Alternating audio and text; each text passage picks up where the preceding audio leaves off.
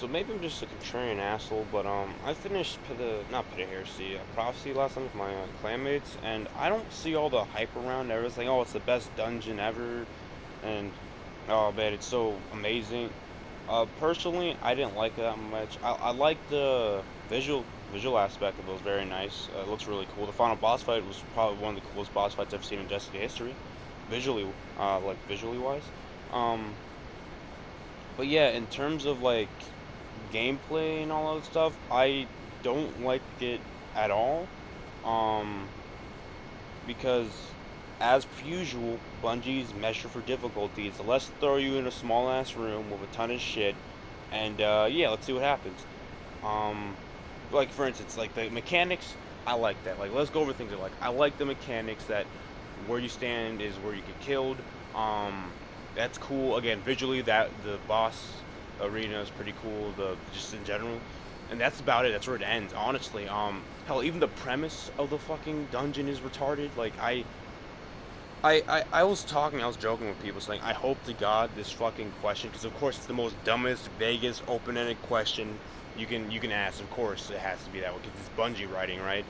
I'm like, I swear, if we get some stupid metaphysical, the dark isn't. Oh, spoiler alert, by the way. The dark isn't necessarily evil, and the travel isn't. I was like, I was gonna lose my mind. And look, you finish the dungeon, and you get something along the lines of, oh well, see the it doesn't really matter. Like, sure, they're not the same, but it doesn't really matter. They're both a means to end. Some metaphysical, vague bullshit. Because you ask a vague question. Oh, what is the darkness? What's the nature of the darkness? Yeah, what kind of? Why is it such a vague, open-ended question? Oh, you know what question would have been better? Hey, can I see what the collapse was like? So, seeing how they're at our doorstep, that'd be pretty useful information. But whatever. That's Bungie writing right there. You can, that's that. Anyways, back to the actual dungeon experience. First boss room. Yeah. Now I know why people are saying it's like Vorgith. That first boss fight is such a goddamn pain in the ass. Honestly, I'd rather do Vorgith over that. Honestly, I think Vorgith is more fair. Again, I don't know who designs this shit, but who said, hey, let's make a small arena where you can fall off of? Let's have a boss be a taken phalanx that can knock you out of the arena, even if you're in the center of the room. And yes, let's throw a couple Scions and Knights that let you spam out the fire. Because again, it's taken, right? Um, and also, I don't know, maybe it's like with the dual and cardio where they're programmed differently, but those Knights in that arena are unusually aggressive. Like, I've never seen that level of aggression from a Knight, from a taken Knight. Um, Also, the fact that they don't miss, that's also very nice with their little taken boomer. That's very nice. Yeah, honestly, I managed to solo it by going using the invisible strat, like the infinite invisibility of Six Coyote, and I actually felt like I had to use the Taken Mons and Oppressive Darkness. I guess because I was soloing it, but just in general, even when I was on level or above level, they were just like just destroying my fucking soul. So that was a fun solo experience. When I came back with our group, it wasn't as bad, but still, it was just like, oh, someone got picked up some motes and they got knocked off the map. Got to kill the knights again. Again, it's just Taken are just such a terribly designed enemy faction. They just spam abilities. They all like to teleport. I don't know how the again replace if you go into Shadow Throne, replace the Taken with Hive. I guarantee you that should be easier. Go into Prophecy, replace the Taken with Hive or their respective faction. Guarantee that should be easy. It's ridiculous, man. I do not like the Taken. So that's the first encounter. The Wasteland and the intermission between the next encounter, it's all right. It's not even difficult. You just go find a Minotaur, you kill it, whatever. Again, the Heaven and Hell part where you have to escape like the little moving cube. I think mechanic-wise, it's a really interesting thing where you have to move the cube to get to the light. That's cool. But and I will say, killing the hobgoblins to spawn the knights, because the way it works that normally it spawns acolytes, right? And by the way, acolyte eyes can still shoot you even though you're invisible. It spawns acolytes and hobgoblins. If you kill the acolytes, they'll respawn infinitely. So the way to progress is you need the dark modes or light modes. So you kill a hobgoblin, it spawns a knight, which is good. I like that level of control. That's nice. But again, we go back to, well, even though I'm on level or above level, the enemies just shit all over me. So maybe this will be remedied once, it's like Shadow Throne where it's like standardized light level and we can come back and there's delta scaling. I don't fucking know. But honestly, that was such a pain in the ass. That it wasn't as bad. It's not like the worst thing in the world, but it was just those hobgoblins. Again, when they decided to aim, that was a two tap. I'm like, that's lovely. That's whatever. The Rainbow Road, whatever.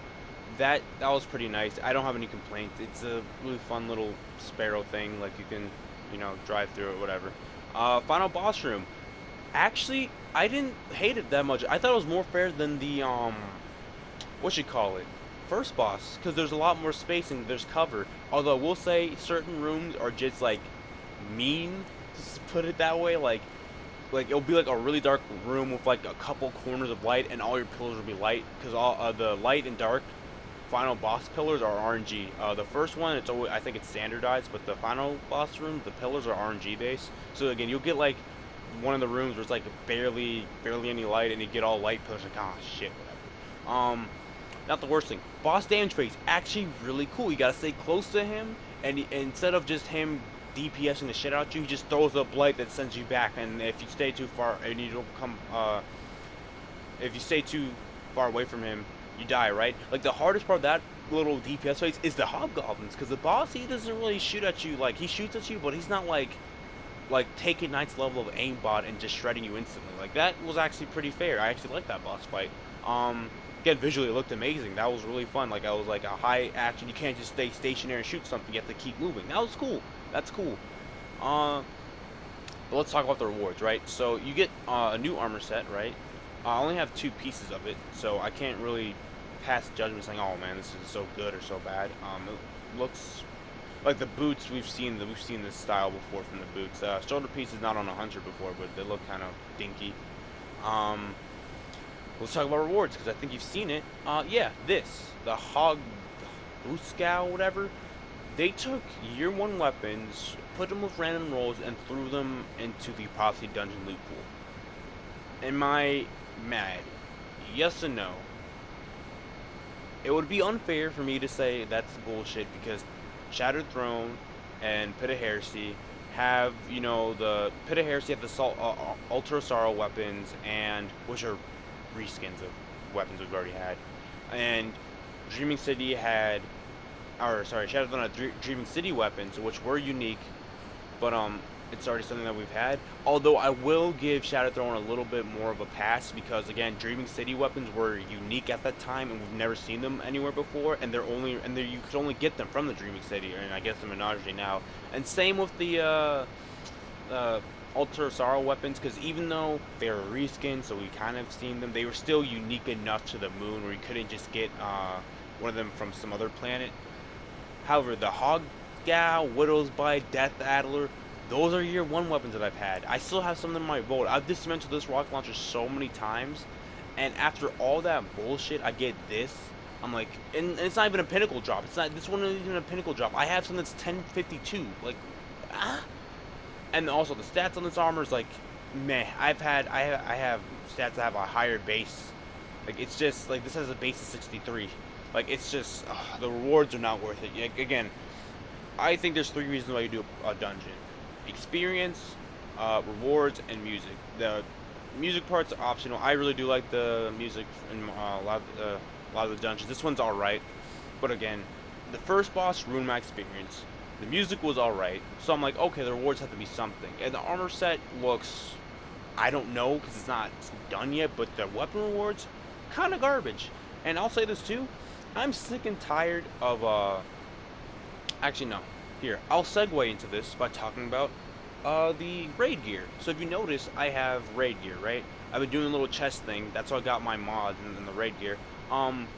This was the very first piece of, Great Cloak of the Great Hunt was my very first raid gear I got out of a chest when I first started doing this crap, like almost a year ago.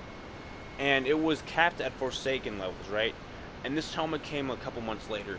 And if you notice now, they're both pyramid ships. So they retroactively changed the seasonal cap on these weapons and armor pieces. So that's good, because I had 2 supremacies. The one had rapid hit, kill clip, and the one had like snapshot kill clip or some crap. And they're very good snipers, but they were relegated to Forsaken, so I'm like, shit, I gotta get another supremacy. And that's when I got my new one. I went to my vault to delete my old one. I'm like, oh, they're all pyramid ships, so they retroactively change the light level. That's cool, that's dope, good job, Bungie. But then at the same time, it makes you realize, then why are you reissuing certain weapons if you can just retroactively make them the seasonal cap? Why do I have to go get another Swarm of the Raven? Why do I have to go get another Gnawing Hunger?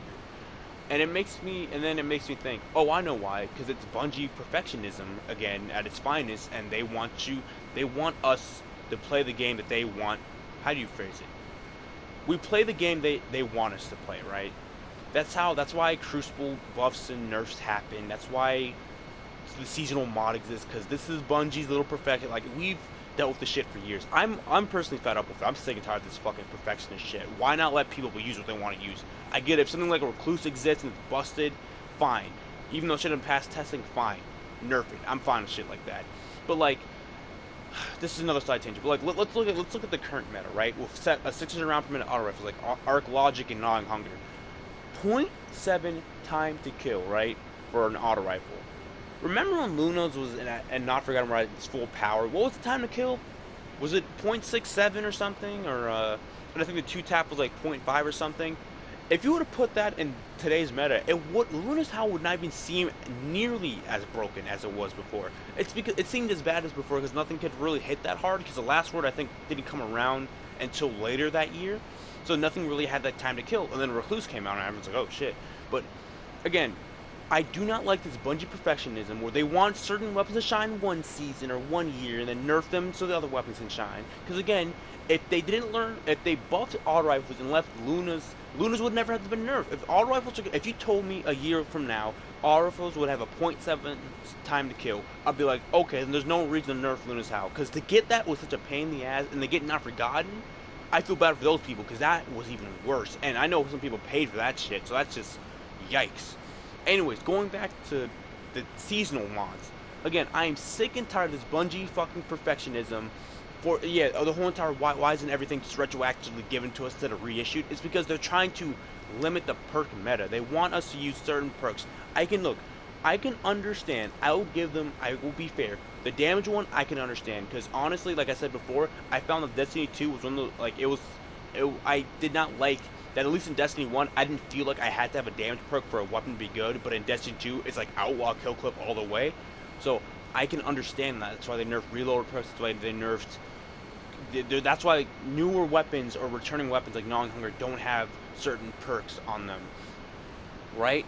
I can get that. But at the same time, it's so frustrating too, because it's like now they're going overboard with it. Now you can't have overflow in your Gnawing Hunger. Now you can't certain reloader perks don't. It's like they go overboard with this shit. And like look at the seasonal artifact. I remember thinking about when I saw Chamber, I was like, oh, that's a cool little idea that you have to use a certain mod to defeat them. That's alright, I guess. But like when they're talking about the Grandmaster Nightfall, saying, oh, it's going to be a streaming event, you can watch some streamers do it. What is so fun about watching someone use a Force Double primary meta because that's the only way for them to deal with champions? Like, seriously, if you ever notice when you do a Nightfall with a group, unless each of you split it up, if you're doing it like, let's say you're doing the 10-21 with matchmaking, you're going to notice you're running double primary pretty often. Right, and that's just annoying as shit that I can't use like one of my favorite exotics or a different. Like you could, but then you have to hope that someone else can cover the slack, and it's ridiculous. Like at least with Divinity and pre-nerf Izanagi's, it was something. At least people weren't pigeonholed into using whatever. Like nothing's fun about watching someone use Arion. Like I guess I could see why they're sunsetting. I guess Recluse too, because there's nothing fun about watching someone using Ariana's Vow, Mountaintop, and then like Delirium or like Recluse, Anarchy, Mountaintop. Like nothing's fun about watching people use the same 3 weapons, I guess. But at the same time, nothing's fun about watching someone use sidearm bow. Like it's not fun to watch. It's like no flavor. Anyways, I liked how this went from a prophecy talking about prophecy, just ranting about the state of the game. But yeah, overall, it's all right. I enjoyed it. At least I enjoyed the last boss fight. I'm not gonna say I hated it. The only thing I despised was the first encounter. That boss, whoever did that, you just love. You must have been the person who traded the Taken, because that boss arena is just complete and total ass. It's like, I don't know, barely any cover. Some of it's slanted so you can fall off, and oh my god. Anyways, I think that's it. Don't let me discourage you with my ramblings. Like again, this is my personal opinion. Apparently I'm the minority. A lot of people love this dungeon, so try it out for yourself. See if you like it or not. Personally, I'm not, unless it's one of those things where I will attempt to solo it, like I will Pit of Heresy, but I'm not as compelled to do it as Shattered Throne because I don't like it as much as Shattered Throne. So there's that. Anyways, this is the end. Anyways, yeah, thanks for watching. Oh wait, no, I'm not done yet.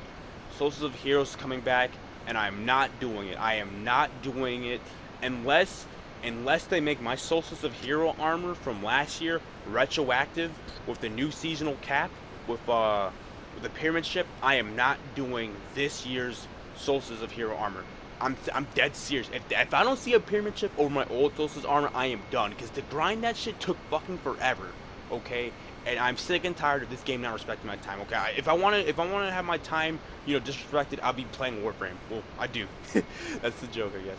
But anyways, I'm dead serious. I'm not doing this. I looked at the challenges; they seem more fair. But honestly, my Solstice armor better be retroactively pyramid ships, because after all that effort to masterwork them and grinding it and buying the armor glows with some bright dust, that ship better be a fucking pyramid ship when that Solstice of Hero comes out. I'm dead serious. If it's not, fuck this. I'm not doing it. I'm done. Anyways, thanks for watching.